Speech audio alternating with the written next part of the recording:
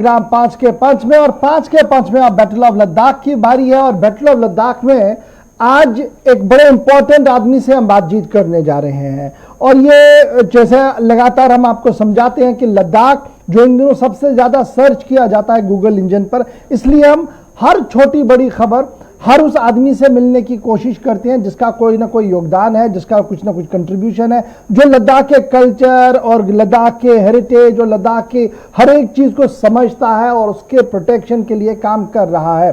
और आज एक अवामी नुमाइंदा हमारे साथ है, तारुफ के बिल्कुल भी मोहताज नहीं है। लद्दाख ऑटोनॉमस हिल डेवलपमेंट काउंसिल करगिल यानी तरक्याती पहाड़ी काउंसिल जो करगिल के है, वहां के एग्जीक्यूटिव काउंसिलर है इंजीनियर फुनसुक ताशे साहब, आज हमारे मेहमान है। इंजीनियर फुनसुक ताशे साहब, बहुत बहुत शुक्रिया सर मेरे साथ ज्वाइन करने के लिए। आप चूंकि एग्जीक्यूटिव काउंसिलर है, इलेक्टेड रिप्रेजेंटेटिव है, लेकिन उससे पहले जो 1 साल का वक्फा हमारा गया है जब से यूटी बनी है, उसके बाद एक बड़ा सवाल ये है कि जो जिस विजन और जिस मकसद के लिए हिल डेवलपमेंट काउंसिलों को बनाया गया था वो आहिस्ता आहिस्ता करके डिरेल हो रहा है। और अब ये उतनी ज्यादा पावरफुल आज के दिन में हिल काउंसिल्स नहीं है जो आज से 1 साल पहले हुआ करती थी। आप डायरेक्टली डील करते हैं, क्या आपको लगता है कि आपके वर्किंग में कोई तब्दीली आई है, आपके पावर्स में कोई तब्दीली आई है, या ये सिर्फ एक मिथ है जो क्रिएट किया जा रहा है एंटायर यूटी लद्दाख के अंदर? गौर साहब, वेरी गुड आफ्टरनून। मैं आपके मशकूर हूँ कि मुझे आपके चैनल के माध्यम से अपना पक्ष रखने का मौका दिया। और वैसे भी आपके 5 के 5 में पिछले कई हफ्तों से मैं आपको फॉलो करता आ रहा हूँ। हमारे लद्दाख के सारे दिग्गज लोगों का ओपिनियन सुना और आज मुझे मौका दिया। तो जहाँ तक यूनाइटेड डेवलपमेंट काउंसिल का ताल्लुक है, तो मैं आपको स्पष्ट तरीके से बताना चाहता हूँ कि LHDC एक्ट 1997 और LHDC एक्ट 2018 जो J&K रीऑर्गेनाइजेशन पार्लियामेंट में जो पास हुआ, उसके हिसाब से बिल्कुल ब्लैक एंड व्हाइट में ये इंटैक्ट है और ये इंटैक्ट रहेगा। जहां तक रहा सर यूटी एडमिनिस्ट्रेशन आने के बाद हिल काउंसिल के काम काज में जो कुछ एनकरेज जैसे मैं बता दूं, वो डिपेंड करता है सर कि किस तरीके से आप हिल काउंसिल को चलाएं। जहां तक हमारी बिल्कुल कह सकते हैं कि जब यूनियन टेरिटरी और हिल काउंसिल के बीच में कोई बिजनेस क्लैरिफिकेशन नहीं है कि हमारे एलजी साहब और उनके जो आमला है उसमें एडवाइजर साहब है, सेक्रेटरी से, कमिश्नर से, डायरेक्टर से, वो हमारे हिल काउंसिल के साथ क्या रिलेशन का है ये कहीं भी लिखित में नहीं है। इसलिए हमको दिक्कत आया है, आज तक भी आया है। और अदरवाइज फंडिंग की बात किया जाए तो इसमें कोई शक नहीं कि यूनियन टेरिटरी आने के बाद लद्दाख को जो है मनी फोर्ड उसमें हमको फायदा हुआ है, चाहे वो हमारा कैपेक्स बजट हो, चाहे हमारा स्टेट सेक्टर हो, चाहे हमारा स्पेशल डेवलपमेंट पैकेज हो। लेकिन डे टू डे काम में जो ना बिल्कुल हिल काउंसिल और यूटी के बीच में तालमेल अच्छा नहीं है। फॉर एग्जांपल मैं बता दूं, अगर कोई ऑफिशियल हम ट्रांसफर करते हैं तो वो यूटी एडमिनिस्ट्रेशन वहां से ट्रांसफर करते हैं। रिसेंटली संस्कार को डॉक्टरों की ट्रांसफर का एक मसला था, हमारे काउंसिल के अप्रूवल पे हमारे डिप्टी कमिश्नर ने ऑर्डर निकाला जिसमें 3 डॉक्टरों को संस्कार ट्रांसफर किया गया। At the same time and same day UT administration के डायरेक्टर हेल्थ ट्रांसफर किया, उसमें भी 3 डॉक्टरों को संस्कार दिया गया। उससे टोटली मतलब इस किस्म के मिसअंडरस्टैंडिंग और वो है। इंजीनियर फुनसुक साहब, मैं समझ रहा हूँ उससे क्या ये कोऑर्डिनेशन में कमी है या जो पावर्स दिए गए थे, जैसे आपने कहा कि 2018 का एक्ट जो है वो इंटैक्ट है as per parliament standing committee की जो बात सामने रखी गई है या जो होम मिनिस्टर साहब ने कहा है, तो उसके बाद ये कोऑर्डिनेशन का फेलियर है या अभी सिस्टम समझ नहीं आ रहा है अफसरों को कि किस तरीके से हमने चलना है? मुझे ये लगता है कि हमारे यूटी एडमिनिस्ट्रेशन जो नया यहाँ पे आया है उनकी थोड़ा सा वो लोग शायद ये ट्रांजिशन पीरियड में ये लोग स्टडी कर रहे हैं कि क्या करना है नहीं करना है।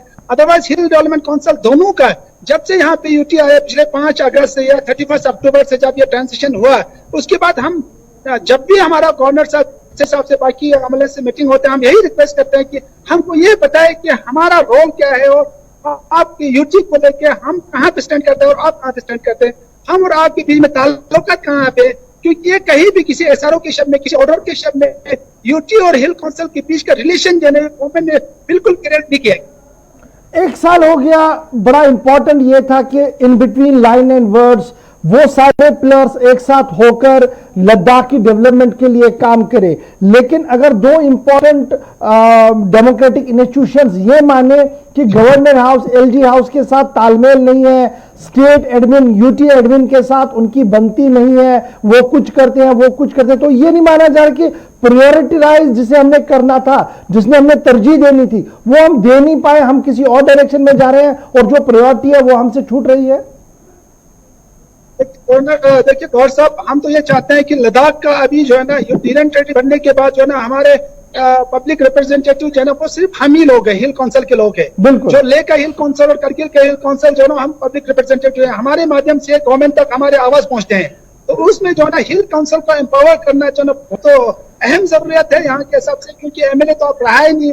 तो उस सिलसिले में विंटर में जो है ना इन्होंने एक स्टडी टीम भेजा था, जिसमें खुद किया हूँ बोडोलैंड आसाम के बोडोलैंड टेरिटोरियल काउंसिल को स्टडी करने के लिए। उसके बाद हमारे दोनों काउंसिल के और काउंसिलरों को भी भेजा था। हमने वहां से आने के बाद आसाम के बोडोलैंड ऑटोनोमस टेरिटोरियल काउंसिल के पैटर्न पे Ladakh autonomous development council Kargil और लेह दोनों को लेजिस्लेचर का पावर देने के लिए हमने रिकमेंड किया। जब तक हमको लेजिस्लेचर का पावर नहीं देगा तब तक मुझे नहीं लगता है कि हमारा हिल काउंसिल जिस उम्मीद से लोगों ने हमको रखा है, लोगों ने हमको चुना है, उस वहां तक पहुंच पाए। क्योंकि जब तक हमको लेजिस्लेचर के कानून बनाने की हमको पावर नहीं होगा तब तक जो है ना हमारे यहाँ पे हर चीज में एनकरेज होता रहेंगे। और वैसे भी लद्दाखियों का मेन डिमांड तो था यूटी विद लेजिस्लेचर, वो तो हमको मिला नहीं। और इस वक्त लोग जो ना सिख शेड्यूल को लेकर लोग मारामारी कर रहे हैं, कॉन्स्टिट्यूशनल सेफ गार्ड को लेकर लोग मारामारी कर रहे हैं। तो डोमिसाइल लॉ भी बीच में कुछ लोगों को डोमिसाइल लॉ भी बोल रहे हैं। तो मेरा ये मानना है जब तक ऑटोनोमस हिल डेवलपमेंट काउंसिल दोनों को लेजिस्लेचर पावर नहीं देगा तब तक जो ना ये दोनों के बीच में यूटी एडमिनिस्ट्रेशन काउंसिल का बीच ये लड़ाई चलता रहेगा। इंजीनियर फुनसुक साहब, आप लेफ्टिनेंट गवर्नर आर के माथुर साहब से मिले हैं, सेट एजेंडा क्या था? और ये जो ग्रीवियंस एक बहुत बड़ी ग्रीवियंस है कि अभी के पब्लिक रिप्रेजेंटेटिव जिनके साथ लोगों का राब्ता है वो और स्टेट हेड के बीच में, यूटी हेड के बीच में तालमेल ना हो, दो अलग अलग सी भाषाएं चलती रहें, दो अलग एक ही मामले पर दो अलग अलग ऑर्डर्स आए। तो क्या आर के माथुर साहब के साथ, एलजी साहब के साथ, एलजी ऑफिस के साथ ये सारी चीजें डिस्कस हुई आज? देखिए सर, गवर्नर साहब एलजी माथुर साहब खुद करगिल 2 बार आ चुके हैं, उस वक्त भी हमने ये पॉइंट रेज किया था। और कल शाम के 5:30 बजे हमारे एक मुलाकात थे गवर्नर साहब। लेकिन एक चीज मैं आपको जरूर बताना चाहूंगा, आर के माथुर साहब का क्लियर, बिल्कुल इंटेंशन क्लियर है। वो चाहता है कि हिल काउंसिल एम्पावर हो, वो चाहता है कि काउंसिलर लोग डेवलपमेंटल चीज को ग्रास रूट लेवल तक लेके चलें। उनका बिल्कुल ऐसा ये नहीं है कि इंटेंशन नहीं है कि वो हिल काउंसिल को डिसएम्पावर करें। लेकिन बीच में रिसेंटली आपने भी देखा होगा कि हमको एक ट्रांसफर पॉलिसी एक ऑर्डर निकाला था यूटी एडमिनिस्ट्रेशन की तरफ से, जो क्लियर कट एक वायलेशन है हर चीज में। क्योंकि हमारे हिसाब से जो है ना all the employees in the district is the subordinate of the council. तो other than sectoral head, district officer के बगैर हम हर किसी को, हर ऑफिसर को हम ट्रांसफर करते थे, हम उन पे एक्शन उठाते थे, हम उन पे सुपरवाइज करते थे और हम उनके थ्रू अपने डेवलपमेंट चीज को ग्राउंड लेवल तक लेते थे। लेकिन recently UT administration, general administration department ने एक ऑर्डर निकाला जिसमें हर पॉइंट एक कंट्रोवर्सी की तरफ ले जा रहे हैं। वो ये बोलते हैं कि कुछ पोर्शन हिल काउंसिल को दिया है, हम एम्पावर करें, लेकिन उसके बावजूद UT administration can cancel the transfer, rate that transfer, और उसमें वो लोग मुदाखलत कर सकते हैं। उसके हिसाब से तो हमें नहीं लगता है कि सारा कुछ जो है ना वो यूटी एडमिनिस्ट्रेशन वापस ले रहे हैं। उस हिसाब से गवर्नर साहब जो है ना, पर्सनली गवर्नर साहब ये चाहता है कि हिल काउंसिल हर चीज में एम्पावर हो। तो बीच में जो एडमिनिस्ट्रेटिव सेक्रेटरीज वगैरह आया है, इसमें कोई शक नहीं कि हायर एडमिनिस्ट्रेटिव सेक्रेटरीज लद्दाख के कॉन्टेक्ट से या यूटी एडमिनिस्ट्रेशन के कॉन्टेक्ट से सब नए लोग हैं। शायद लगता होगा उनको भी एडमिनिस्ट्रेशन को किस तरह टैकल करने, उनमें भी उनको गाइडेंस वगैरह में प्रॉब्लम आ रहे होंगे। तो ये चल रहे हैं सर हमारा सिलसिला। जब भी वहां से कुछ होता है हम भी उन पर रिएक्ट कर रहे हैं, हम भी उनको अपना सजेशन वगैरह दे रहे हैं। तो उसी माध्यम से कल हम गवर्नर साहब से मिले थे। मेन हमारा मिलने का मकसद, मैं संस्कार सब डिवीजन से बिलोंग करता हूं, तो संस्कार के कुछ मसले थे, कुछ को लेके गवर्नर के साथ मिला था। और साथ साथ में जनरल जो हिल काउंसिल और यूटी एडमिनिस्ट्रेशन के बीच में जो चल रहे वो पॉइंट में हमने गवर्नमेंट राइट इंजीनियर फुनसुक साहब, एक बड़ा इंपॉर्टेंट इश्यू है जो हम नेशनल हुकअप पर भी देखते हैं, रेड टेपिज्म या अफसरशाही, बाबूइज्म।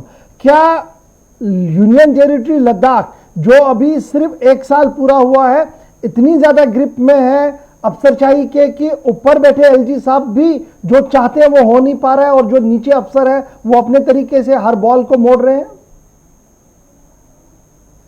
सर ये लगता है बिल्कुल बिल्कुल, आज आपका बात से मैं 100% मुतमईन हूँ, क्योंकि देखिए आपने खुद देखा कि लद्दाख ऑटोनॉमस डेवलपमेंट काउंसिल लेके chairman along with the executive council, chairman cabinet का रैंक क्या होता है, एग्जीक्यूटिव काउंसिलर एमओएस का रैंक क्या होता है, उन सबको लेके गवर्नर के आंगन में धरना देने की ये नौबत आया। लद्दाखियों को आज तक आफ्टर इंडिपेंडेंस ऐसा नौबत कभी नहीं आया था। और रिसेंटली 2-4 दिन पहले आपने खुद देखा होगा लेक सुपरिटेंडिंग इंजीनियर्स जो ऑनरेबल काउंसिलर के बातों पे मतलब जो उनके रिक्वेस्ट को न सुना और 6 काउंसिलरों ने एसीपीडब्ल्यूडी के खिलाफ गवर्नर को लिख के दिया है। तो कॉमन सेंस की बात है कि अफसरशाही जो है ना वो थोड़ा सा आगे उभर के, और इसका फायदा जो है ना जो यूटी एडमिनिस्ट्रेशन हिल काउंसिल के बीच में थोड़ा बहुत टकराव हो रहा है उसका फायदा जरूर अफसर लोग उठा रहे हैं।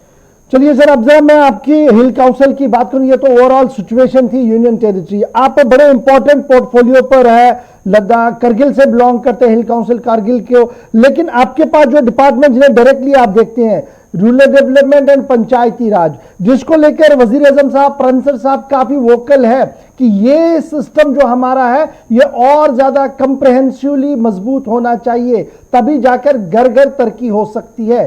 क्या आपको लग रहा है कि मौजूदा डिस्पेंसेशन में, मौजूदा सिस्टम के अंदर वो ख्वाब शर्मंदे ताबीर हुआ है, हो रहा है, और सिस्टम के अंदर जो लूप होल्स है वो काम करने देंगे?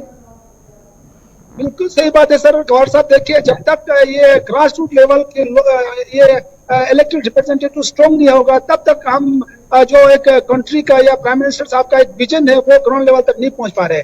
इसीलिए लद्दाख में जो है ना अभी यूनियन टेरिटरी आने के बाद हमारे पंचायत बॉडी को काफी स्ट्रेंथन किया है।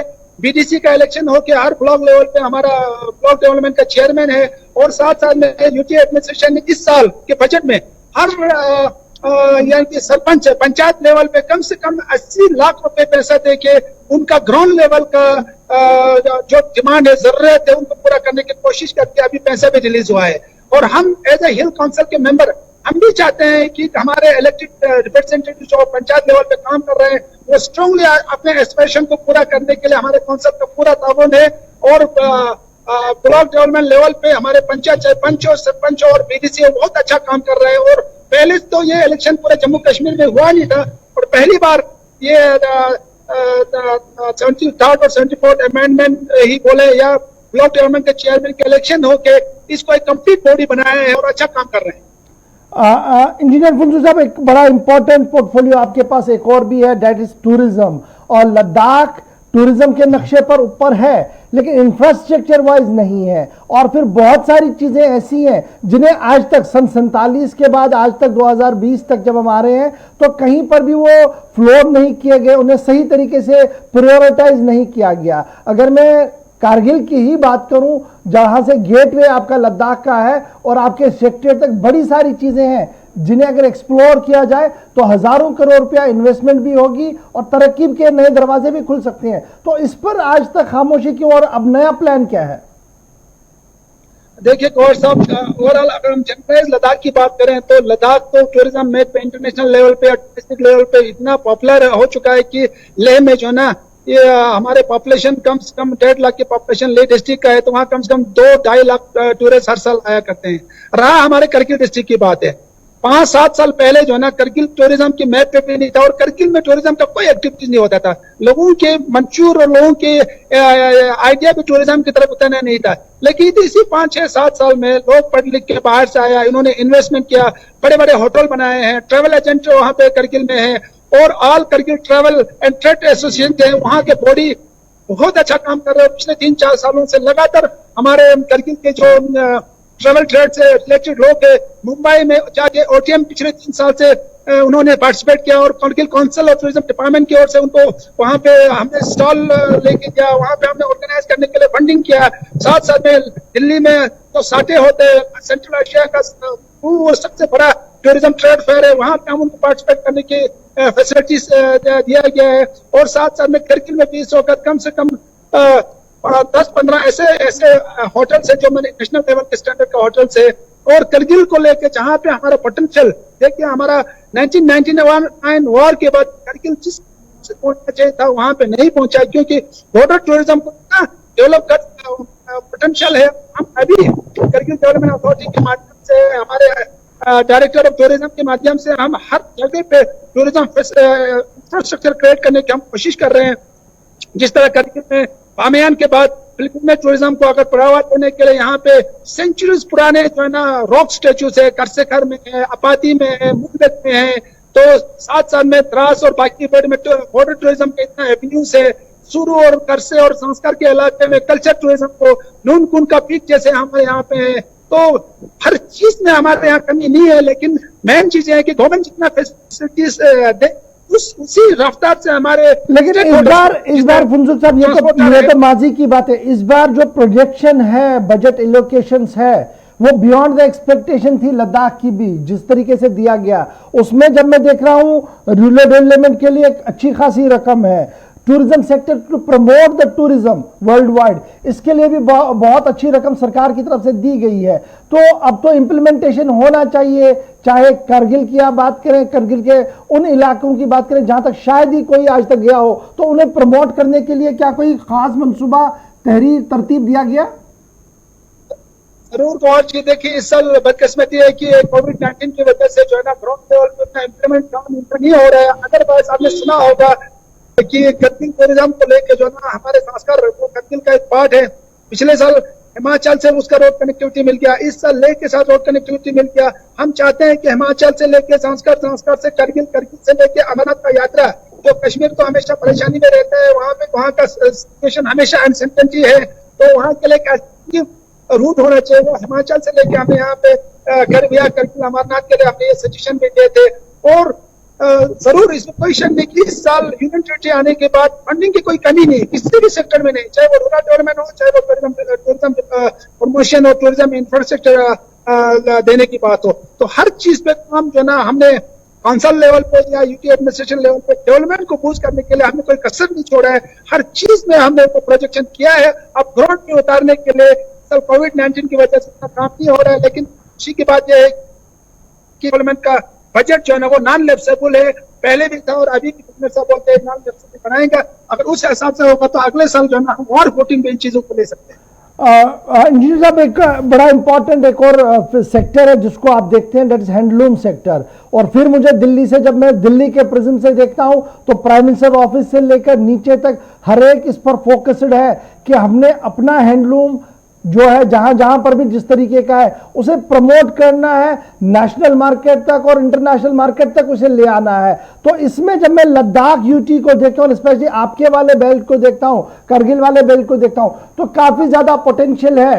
एक नया रास्ता खुल सकता है तरक्की का भी, रोजगार का भी नौजवानों के लिए। तो क्या कोई नया प्लान, नया प्रोजेक्ट गवर्नमेंट ऑफ इंडिया के सामने जो आपने रखा हो, जिसको वेट किया गया हो?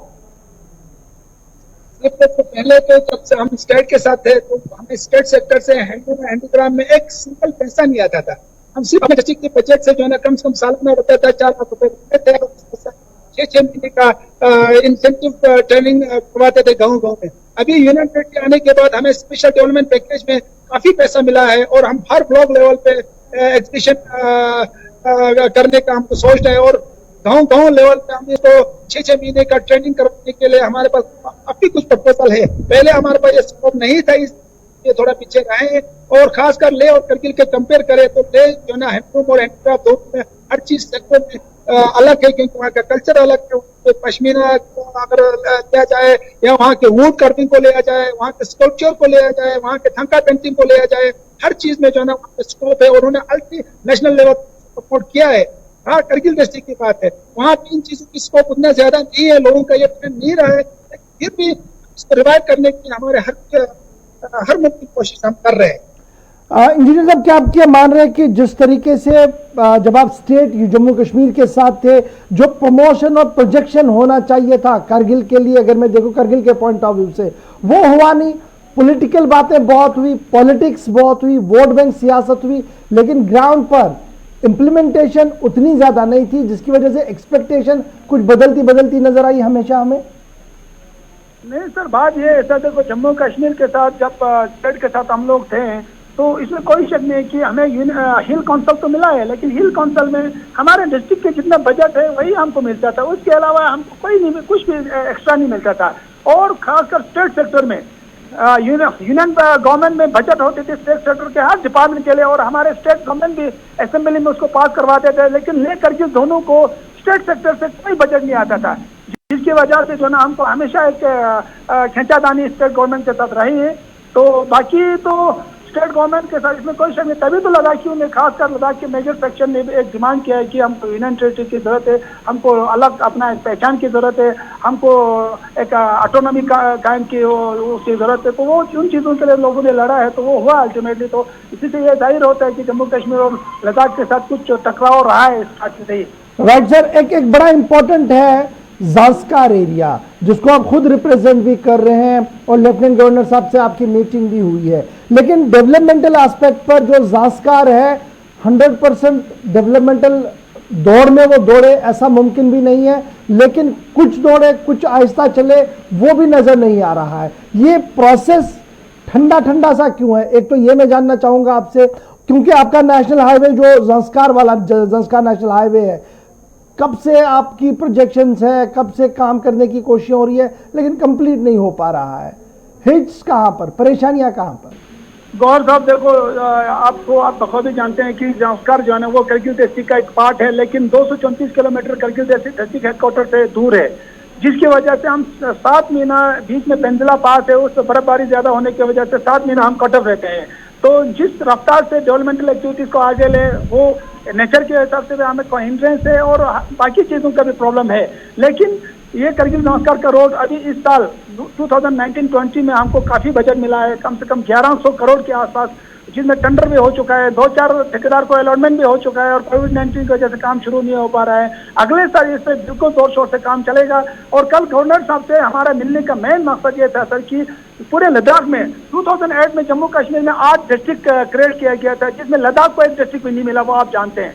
अब यूनियन टेरिटरी मिलने के बाद हम ये उम्मीद करते हैं कि लद्दाख में सिर्फ 2 ही डिस्ट्रिक्ट है, तो एक लेफ्टिनेंट गवर्नर और उसके सारे इतने काबिना यहाँ पे बैठे हुए हैं। हम चाहते हैं कि लद्दाख को कम से कम 4-5 डिस्ट्रिक्ट और एक्स्ट्रा दिया जाए, जिसमें ज़ास्कर जो है ना वो प्रायोरिटी पे है।